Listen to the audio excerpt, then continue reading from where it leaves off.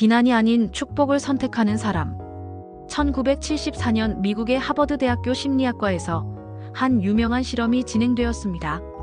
이는 귀인 이론에 기반한 실험이었습니다. 이 이론은 사람들이 타인의 행동 원인을 판단할 때 상황을 고려하기보다는 그 사람의 성격이나 의도를 쉽게 단정 짓는 경향이 있다는 내용을 담고 있습니다.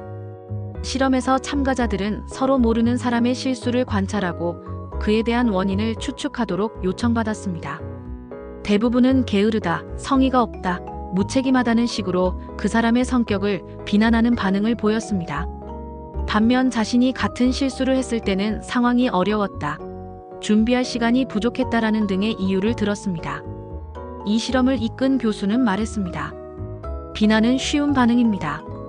그러나 축복은 깊은 이해에서 비롯됩니다. 성숙한 사람은 언제나 판단보다 공감을 먼저 선택합니다. 수십 년 후, 이 이론은 조직과 공동체 안에서 긍정적 귀인 방식이라는 이름으로 응용되며 확장되었습니다. 이는 타인의 실수나 한계를 볼 때 즉각적인 비난보다는 그 배경과 맥락을 이해하고 격려하는 방식입니다. 실제로 이 태도를 지닌 조직이나 가족, 공동체는 신뢰가 높고 갈등이 적으며 구성원 간의 유대가 깊은 것으로 나타났습니다. 이 실험은 우리가 얼마나 쉽게 비난에 기울고 있는지를 보여줍니다. 그러나 비난 대신 축복을 선택하는 것은 단지 친절함의 문제가 아니라 인격의 성숙과 관계의 회복을 가능케 하는 통로입니다. 성경은 우리의 말이 생명을 살리는 도구가 되어야 한다고 가르칩니다. 다른 사람을 비난하지 않고 오히려 항상 축복하는 그리스도인의 삶의 자세에 대해 생각해 보겠습니다. 오늘의 말씀 베드로전서 3장 9절 찬송가 251장 317장. 악을 악으로 욕을 욕으로 갚지 말고 도리어 복을 빌라 이를 위하여 너희가 부르심을 받았으니 이는 복을 이어받게 하려 하심이라.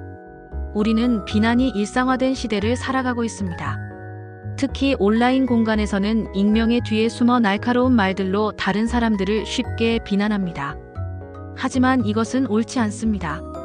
더 나아가 하나님께서는 우리가 비난보다 축복을 선택하는 삶을 살기를 원하십니다. 사람은 본능적으로 타인의 실수나 결점을 빠르게 지적하려는 성향이 있습니다. 이는 심리학적으로 기본 귀인 오류라고 불리며 타인의 행동을 상황보다 인격의 문제로 해석하는 경향입니다. 하지만 축복은 그런 반응을 넘어 상대의 입장을 이해하려는 마음에서 시작됩니다. 비난은 관계를 파괴하지만 축복은 다리를 놓습니다. 긍정적 귀인을 실천하는 조직이 더욱 건강하다는 연구 결과처럼 우리가 사람들의 실수를 이해하고 격려로 반응할 때 그 관계는 오히려 더 깊어집니다.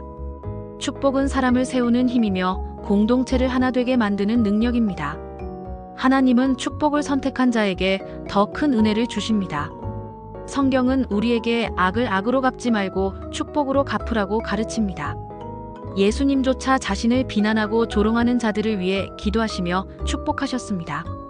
우리는 언제나 주님의 마음을 품고 축복의 말을 선택해야 할 것입니다.